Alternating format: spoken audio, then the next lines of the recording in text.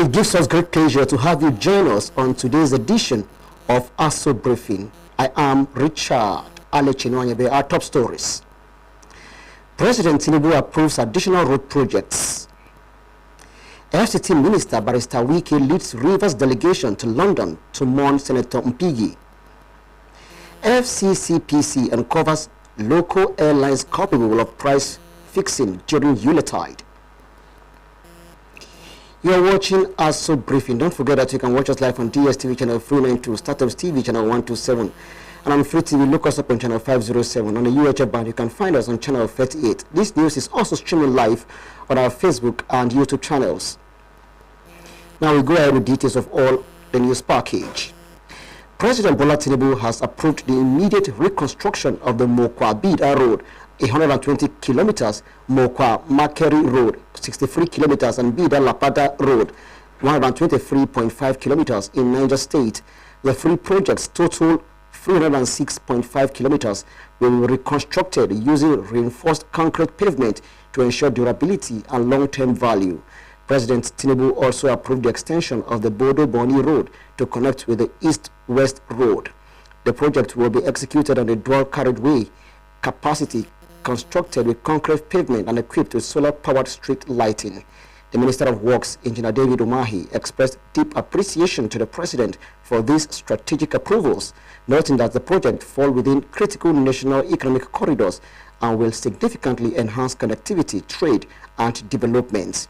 He called on Nigerians to acknowledge and appreciate the administration's sustained commitment to infrastructure development across the 6 geopolitical zones, particularly in the delivery of quality roads and bridges nationwide. He urged citizens to continue to support, encourage, and pray for President Tinubu as the administration remains focused on delivering dividends of democracy to the people. Now, FCT Minister Barrister Ezenwo Wike has described the death of Senator Barinada Mpigi as a major loss to the Ogoni people, Rivers State, and Nigeria at large. Barrister Wike said the late lawmaker who represented Rivers Southeast Senatorial District was a dependable ally who stood by his friends even during trying times. Senator Mpigi died last Thursday at the age of 64 after a brief illness. Minister Wike spoke in London on Thursday when he led a delegation of Rivers State leaders on a condolence visit to the family of the deceased. According to a statement issued by Senior Special Assistant on Public Communications and Social Media, Larry Olayinka, the minister met with the senior senator's wife, Mrs. Patricia Obiagere Mpigi, and her children, assuring them of continued support and a befitting burial for the late lawmaker. The delegation included Speaker of the Rivers State House of Assembly, Martins Amafuele, Senators Magnus Abe, Anwel Onyeso, and Olaka Uogu, as well as Rivers State People's Democratic Party Chairman Aaron Chukwuemeka. Others were Felix Nweke, Kenneth Chikere, and Honorable Dom Deko. Barrister Wike was also accompanied by his two sons, Jordan and Joaquin. Condoling the family, Barrister Wike said the delegation was sent by the leader of Rivers State to visit them before their return home. He described late Senator Mpigi as a strong pillar in Rivers politics and a loyal friend who stood firmly by his allies. The minister noted that the late senator fought hard to overcome his illness, but God said knows best, adding that his passing remains difficult for many to accept.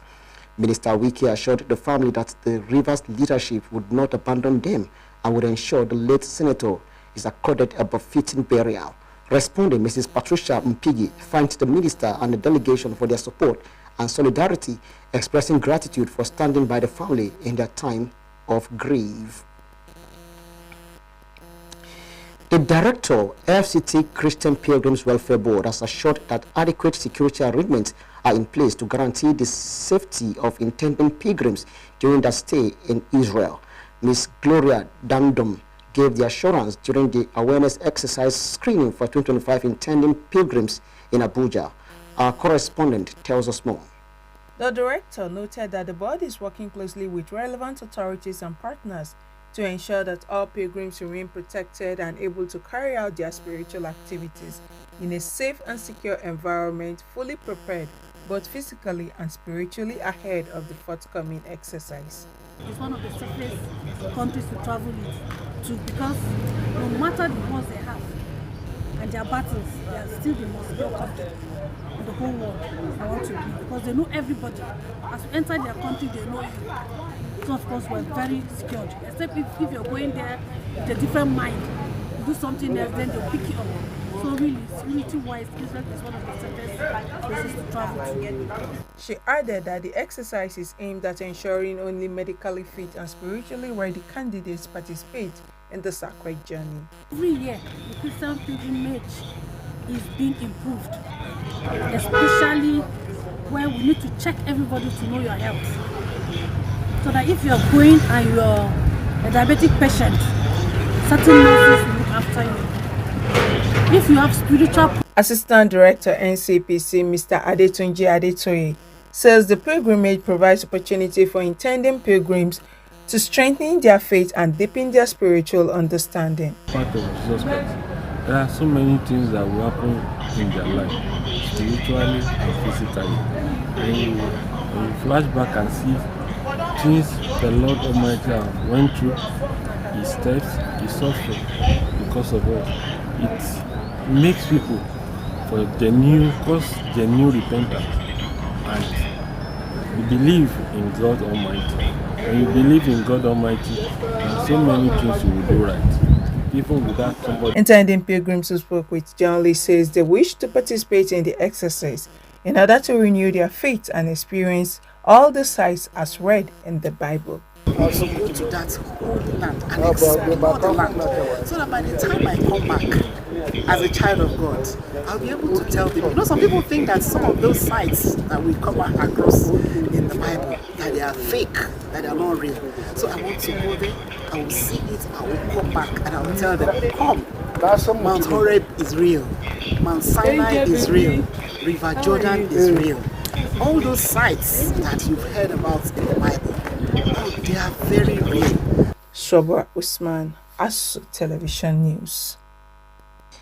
The Minister of Finance and Coordinating Minister of the Economy, Wale Edun, has rejected calls for the federal government to resort to printing additional naira to address funding gaps in the 2026 budget amid growing concerns over the alleged non-release of capital funds and delays in the payment of contractors.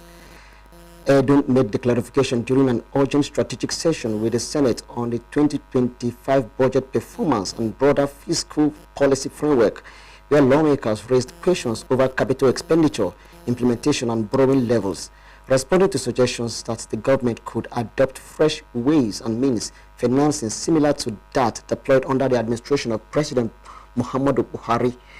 Former President Muhammadu Buhari, Edun stressed that the era of unchecked monetary financing was over.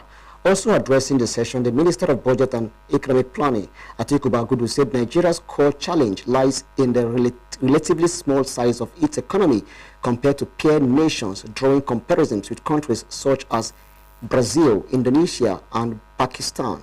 In his opening remarks, Chairman of the Senate Committee on Finance, Senator Sani Musa, said the interactive session was convened to ask critical questions regarding government borrowings, approved funds, and the 2025 appropriation gaps. Lawmakers expressed concern over delayed contractor payments and capital project execution, signaling intensified oversight as the 2025 fiscal year progresses. Meanwhile, Senator Ojuzo Kalu, representing Abia North, has called for the sack of the Registrar General of the Corporate Affairs Commission, Mr. Hussaini Ishaq Magaji. Senator Kalu made the call during a session with the Federal Ministry of Finance and its agencies, organized by the Senate Committee on Finance in Abuja.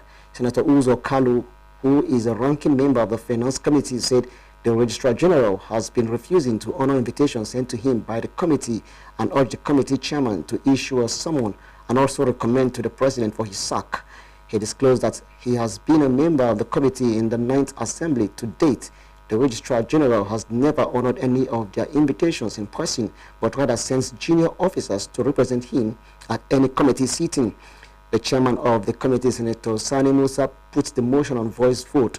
With majority members voted in favor of the motion.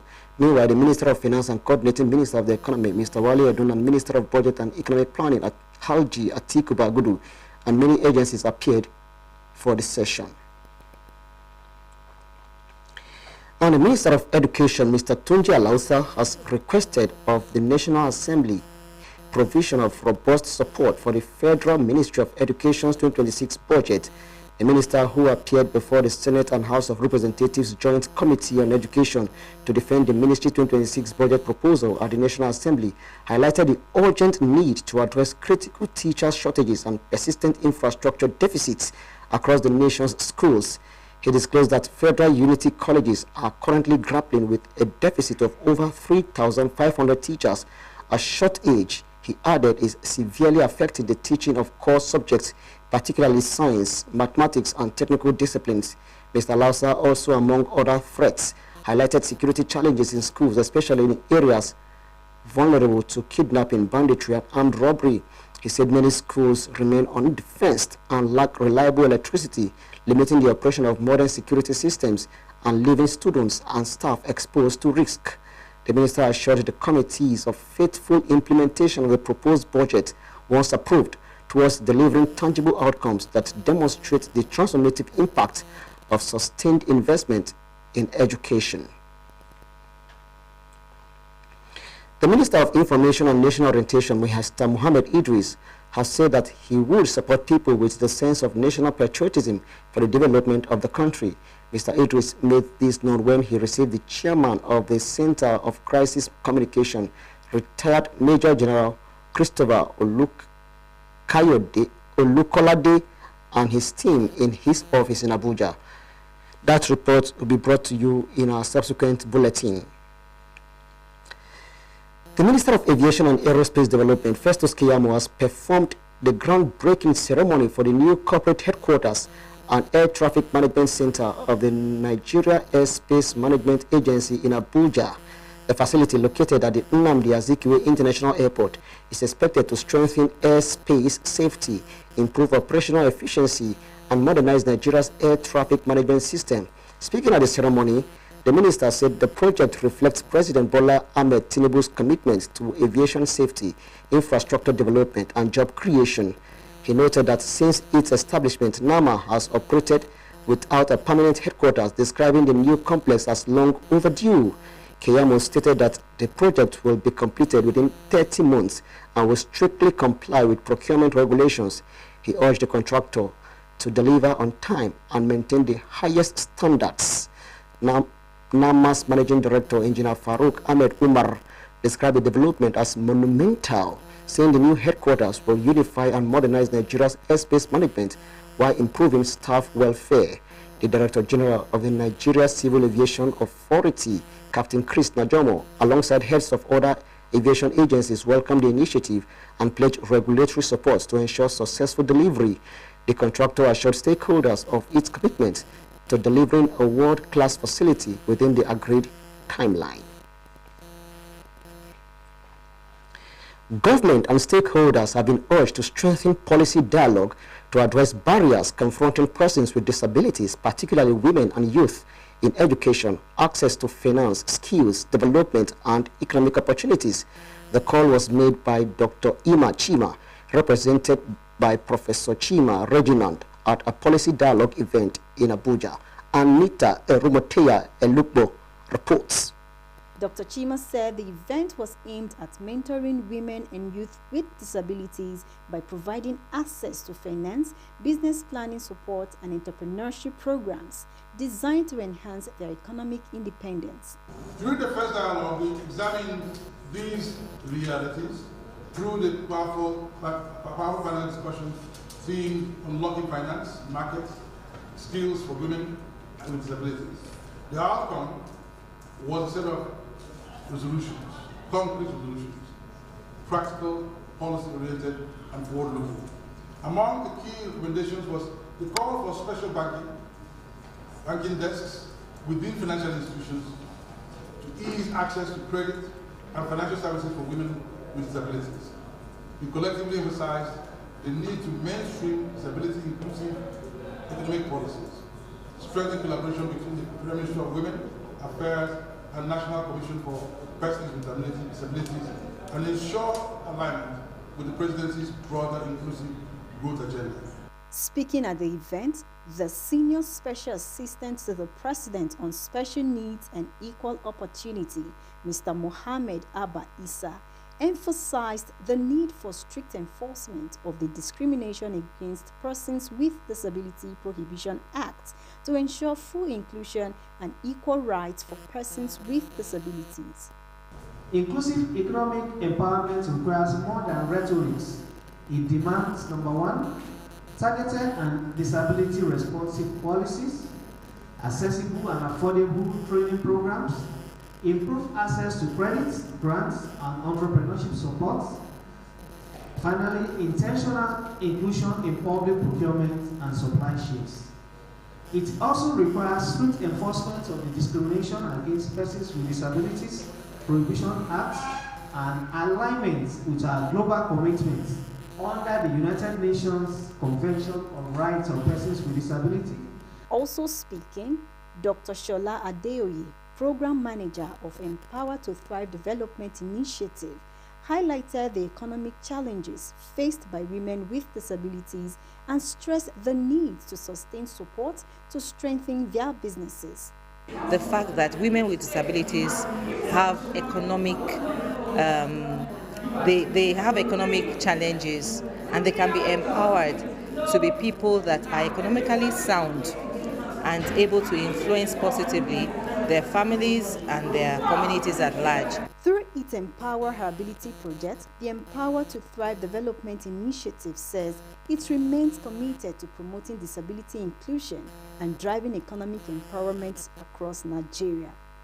Anita Eremutenya Elupo, ASO TV News. The Federal Capital Territory Police Command says it has uncovered a suspected child trafficking syndicate operating under the guise of an orphanage home in Saburi area of the FCT. The discovery followed a petition submitted on 29th of January 2026 by concerned members of the Saburi community to the Office of the Commissioner of Police FCT Command regarding suspicious activities linked to the orphanage. According to a statement issued by the command's spokesperson, SP Josephine Ade, acting swiftly on the complaints, the command commenced a discreet and thorough investigation into the matter. She said preliminary investigations revealed that the operators of the orphanage target indigent families in rural communities across the country, obtaining custody of young children under the pretext of providing access to education in urban cities and promising them a better life.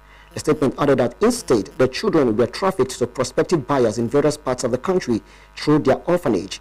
The statement further disclosed that so far, 21 out of the 46 children trafficked through the illegal orphanage operation have been rescued and undergoing procedures to ensure their safe reunification with their biological parents, while efforts continue to locate the remaining victims and apprehend all those connected to the crime. The FCT Police Command urged parents and guardians to exercise vigilance and diligence regarding the welfare of their children, noting that not all offers of sponsorship or improved opportunities are genuine. In commemoration of the 2026 International Civil Defense Day, the Commandant General of the Nigerian Security and Civil Defense Corps, NSCDC, Professor Ahmed Abubakar Audi, has commissioned 5 strategic projects aimed at strengthening the Corps' operational readiness and infrastructure nationwide. Oluwak Belumi Adeyemi tells us more. The ceremony, held physically and virtually at the Corps' national headquarters in Abuja, was performed by the Commandant General alongside the Board Secretary of the Civil Defense Correctional Service, Fire and Immigration Service Board, Major General Abdul Malik Jibril. Commandant General of the Nigerian Security and Civil Defense Corps, Professor Ahmed Abubakar Audi, disclosed that the launching of the 5 strategic projects is an avenue in promoting growth, modernization and expansion of operational services to protecting lives and properties. We have also seen really that the best strategy to nil this workmen in the board is to really come together. All hands must be on deck, all security agencies, and we often say that no security agency has monopoly of any strategy. We must really come together, work together, operate together, use intelligence, act on the intelligence, especially if the intelligence is credible. And then I tell you, then the citizens will also come together. Commandant Audi further stressed that projects, which include a standard mini-fire fighting station, would enhance rapid emergency response, amongst others. Donated a building for us, furnished it, and of course donated two brand new Hilux. We are going to very soon, we will go and see it and commission it. And we tagged and named the project Nuru Bado Hydrocarbon Command and Control Center in the city of Lagos. The Bauchi State Command project was also commissioned virtually by the representatives of the state governor. Speaking at the event, Professor Audi described the project as a major milestone in the Corps' ongoing transformation drive. He expressed appreciation to various stakeholders for their partnership and sustained commitment to protecting Nigerians' critical national assets. Lumi Adeyemi, ASO Television News. Former Controller General of the Nigeria Immigration Service, Muhammad Babandede, has officially joined the All Progressives Congress, the APC, pledging his support for President Bola Ahmed Tinubu and Jigawa State Governor Umar Namadi ahead of the 2027 general elections.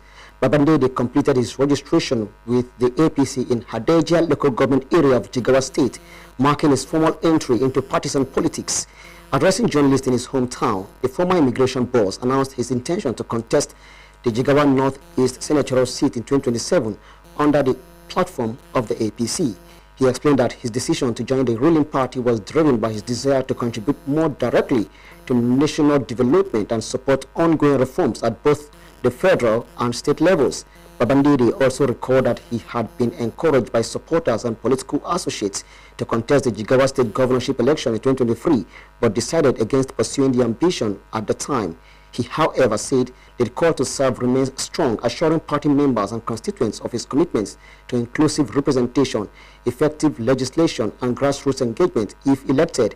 Party officials and supporters who witnessed the registration described Babandede's entry into the APC as a significant boost to the party's strength in Jigawa State, expressing confidence in his experience and leadership capacity. The development is expected to shape the political landscape in Jigawa Northeast as preparations gradually begin for the 2027 general elections.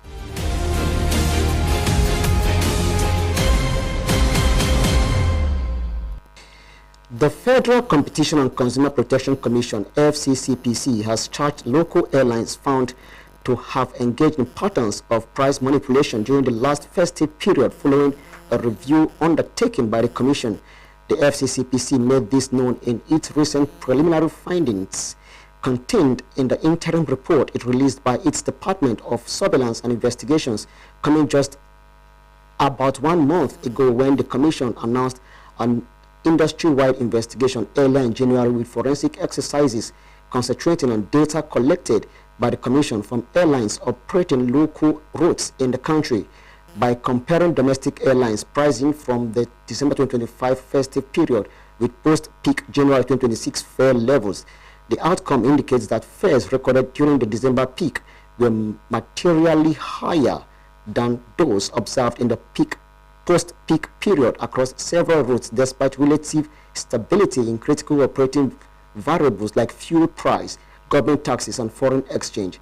It said by engaging its route level analysis, the report shows that while higher fares coincided with periods of reduced seat availability during predictable seasonal demand peaks, others recorded some high density routes. Peak fares were clustered within relatively narrow ranges across several operators.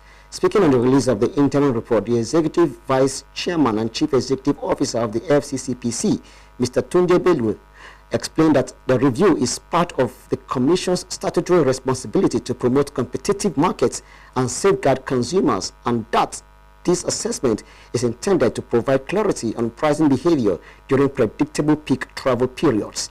He added that the Commission's role is not to disrupt legitimate commercial activity, but to ensure that market outcomes remain consistent with competition and consumer protection principles under the law. The Nigeria Deposit Insurance Corporation, NDIC, recorded an impressive 97% implementation of its 2025 budget, a performance that stands in sharp contrast to the low execution rates recorded by several other ministries, departments, and agencies, particularly in their capital expenditure components. Chairman House of Representatives Committee on Insurance and Actuarial Matters, Mr. Ahmed Jaha Babawo, made the revelation following the presentation of the corporation's 2025 budget performance and its proposed 2026 estimates by the Managing Director, Chief Executive Officer, Mr. Thompson Oludare, Sunday during the budget defense session on Thursday at the National Assembly.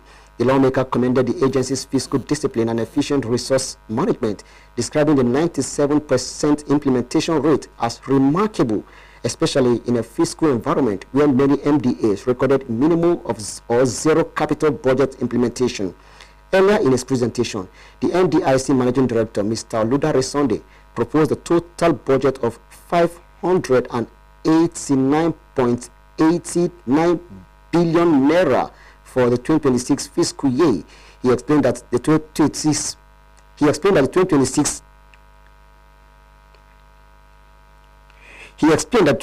proposal represents an increase of 151.22 billion naira over the 2025 budget. The NDIC also projected a surplus of 254.74 billion naira for 2026, out of which 50% amounting to about 252.60 billion will be remitted to the federal government in line with statutory requirements. The Managing Director emphasized that the projections were carefully structured to ensure regulatory stability, operational efficiency, and continued protection of depositors within the Nigerian financial system. In a related development, the Commissioner for Insurance at the National Insurance Commission, NACOM, Mr. Olusegun Omosehin, presented a proposed 2026 expenditure of 25.600.